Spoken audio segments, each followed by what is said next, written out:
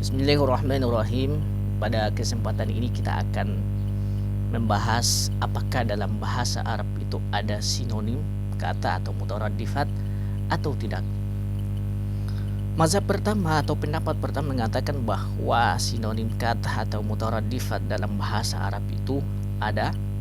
Mazhab kedua qaulus tsani mengatakan bahwa mutaradifat atau sinonim kata itu tidak ada. Pendapat yang rojeh atau pendapat yang kuat mengatakan bahwa tidak ada mutaradifat dalam bahasa Arab. Ini sependapat senada yang disampaikan oleh Syekhuna Abu Musa juga mengatakan tidak ada sinonim kata dalam bahasa Arab secara hakikatnya. Kemudian Prof. Dr. Ibrahim Hudhud juga senada mengatakan hal yang sama. Kemudian Prof. Dr. Abdullah Sarahan dalam kitabnya saya rasa tidak ada sinonim kata dalam bahasa Arab. Apa kaitannya dengan pembahasan kita pada kesempatan ini? Pada kesempatan ini kita akan mengkaji dua lafaz akan secara zohir, secara kasat mata. Dua kalimat ini memiliki, bisa kita katakan, di antara kalimat disinonim kata atau mutaradifat dalam bahasa Arab. Tetapi kalau kita melihat secara detail, secara saksama, ternyata dua kalimat ini ada perbedaan yang signifikan. Kalimat yang saya maksud adalah kalimat khati sama al-mukhti. Kalimat khati wal mukhti, apa perbedaan dari dua kalimat ini? Tentu dari segi wazan, ya, segi timbangan itu memang berbeda. Namun apakah kedua kalimat ini bisa kita katakan sebagai sinonim kata? Saya rasa tidak mungkin, karena di sana ada perbedaan dari sisi makna. Meskipun secara makna general bahwa kalimat ini menunjukkan kesalahan orang bersalah atau orang yang berdosa, namun dari sisi makna dalam penggunaannya itu sangat-sangat berbeda di antara dua kalimat ini. Al-khati yang pertama itu adalah ismul fa'il atau kata subjek dari kata kerja sulasi, dari kata khoto'ah, dari kata khoti'ah, dari wazan fa'ila, Kemudian al-khati ini adalah, apa itu khati?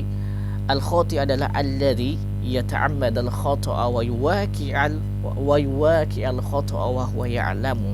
Jadi al-khati adalah kesalahan, alladhi yata'ammad al-khoto'a, kesalahan yang disengaja, yata'ammad al-khoto'a wa yuwaki al-khoto'a, atau kesalahan yang direncanakan, diorganisir, wa huwa ya'lamu, sedangkan ia mengetahui bahwa perbuatan tersebut adalah kesalahan atau menyimpang dari ajaran Islam misalnya.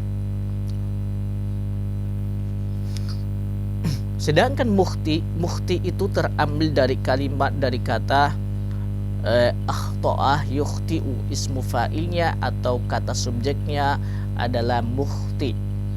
Dari wazannya, dari wazan af'ala yuf'ilu.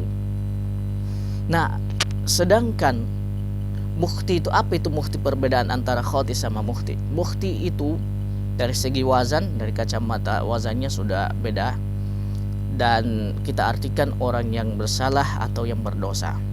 Namun al-khati adalah kesalahan yang disengaja atau kesalahan yang direncanakan atau diorganisir.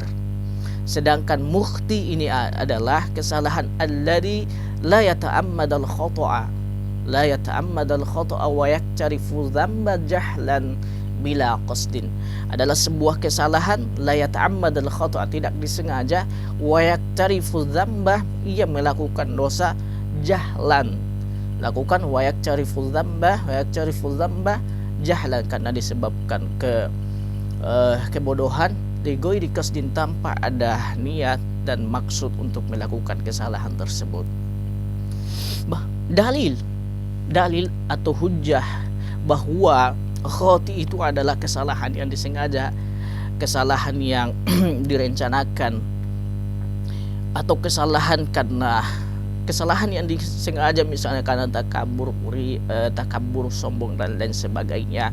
Itu kesalahan yang disengaja atau diorganisir. Dalilnya adalah sangat jelas dalam surah Al-Qasas ayat 3.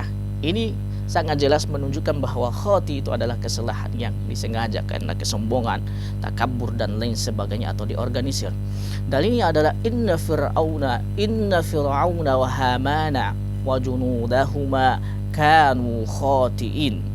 Inna fir'auna, sesungguhnya Fir'aun itu, Haman, wa junudahuma dan para tentara mereka, kanu khatiin, mereka adalah orang yang bersalah. Orang yang bersalah. Jadi khatiin di sini, kanu khatiin adalah orang yang bersalah. Kesalahan mereka disengaja kan sebabkan kesombongan mereka, takabur mereka terhadap Allah Subhanahu wa taala, terhadap Nabi Musa alaihi salam, terhadap Nabi Harun alaihi salam.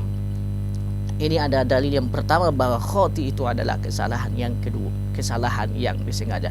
Dalil yang kedua, dalil yang pertama tadi dalam surah Al-Qasas ayat 8. Dalil yang kedua itu dalam surah Yusuf, ayat 29. Wastaghfiri, dalilnya bismillahirrahmanirrahim, wastaghfiri li dzambiki innaki kunti minal khatiin. Wastaghfiri, mohon ampunlah kepada Allah, mohon ampunlah kamu, li dzambika, terhadap dosamu, innaki, sesungguhnya engkau, kunti minal khatiin, dari golongan yang salah. Ayat kita ini berbicara apa? Tentang apa? Ayat kita ini berbicara tentang tipu muslihat yang dilakukan oleh Ratu Imratul Aziz, ratu yang hidup pada masa Nabi Yusuf alaihissalam, ratu yang menggoda Nabi Yusuf alaihissalam. Ketika telah terbukti Nabi Yusuf alaihissalam itu bebas dari tuduhan-tuduhan atau tipu muslihat yang direncanakan oleh ratu ini, dalilnya apa? Bahwa kesalahan ini dibuat-buat. Wa ghallaqatil abwaba wa qalat haytalak, maka ratu tersebut menutup pintu-pintu. Wa qalat haytalak, kemarilah Nabi Yusuf, kemarilah. Ini dalil menunjukkan khati yang adalah kesalahan yang disengaja. Makanya ketika tersingkap, ketika terbukti bahwa Nabi Yusuf tidak bersalah, maka raja tersebut subhanallah mengatakan, wastaghfiri li dzambiki innaki kunti minal khatiin. Wahai kamu, mohon ampunlah terhadap dosamu, innaki, sesungguhnya kamu, kunti minal khati, dari orang-orang yang berdosa, termasuk orang yang berdosa. Kesalahan yang disengaja. Itu dalilnya. Dalil yang kedua dari kalimat mukhti, dari kata mukhti adalah huwallazi, adalah kesalahan, huwallazi la yata'ammad al-khata, kesalahan yang tidak disengaja, kesalahan yang tidak diorganisir, wa yaktarifu dzamba, ia melakukan kesalahan, perbuatan dosa itu jahlan, disebabkan kebodohan, ya, bila qasdin, tanpa ada niat. Dalilnya apa? Dalam surah Al-Baqarah ayat 286, Rabbana la tu'akhidna in nasina aw akhtana, wahai Tuhan kami, janganlah engkau menghukum kami, in nasina, disebabkan kesalahan kami, au akhta, disebabkan kami lupa, au akhtana, atau kami lupa, atau kami melakukan kesalahan. Rabbana la tu'akhidna, wahai Tuhan kami, jangan engkau menghukum kami, in nasina, disebabkan kami lupa, au akhtana, atau kami salah tanpa disengaja.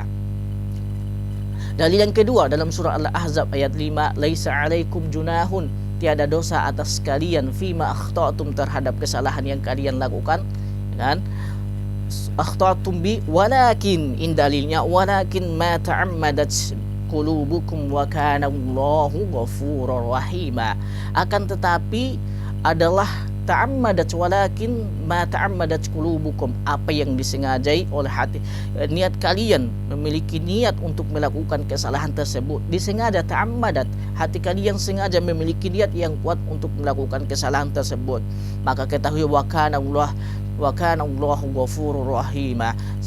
Sedangkan Allah itu adalah Maha Pengampun lagi Maha Penyayang. Surah Al-Ahzab ayat 5. Itu dalil-dalil yang menunjukkan bahwa perbedaan kalimat antara penggunaan al-khati sama mukhti dalam Al-Quran maupun dalam hadis baginda Rasul maupun dalam syair-syair qadim. Itulah yang bisa kita sampaikan pada kesempatan ini. Pembahasan ini Anda bisa lihat dalam kitab Al-Furuqul Lughawiyah halaman 85 sampai 84, dan kitabnya adalah Furuqul Lughawiyah, karya atau penulisnya adalah Abu Hilali Al-Askari. Dia adalah seorang pakar bahasa dan pakar sastra abad keempat. Al-Furuqul Lughawiyah. Sampai di sini moga bermanfaat. Wallahu muwaffiqun ila aqwamit thoriq. Wassalamualaikum warahmatullahi wabarakatuh.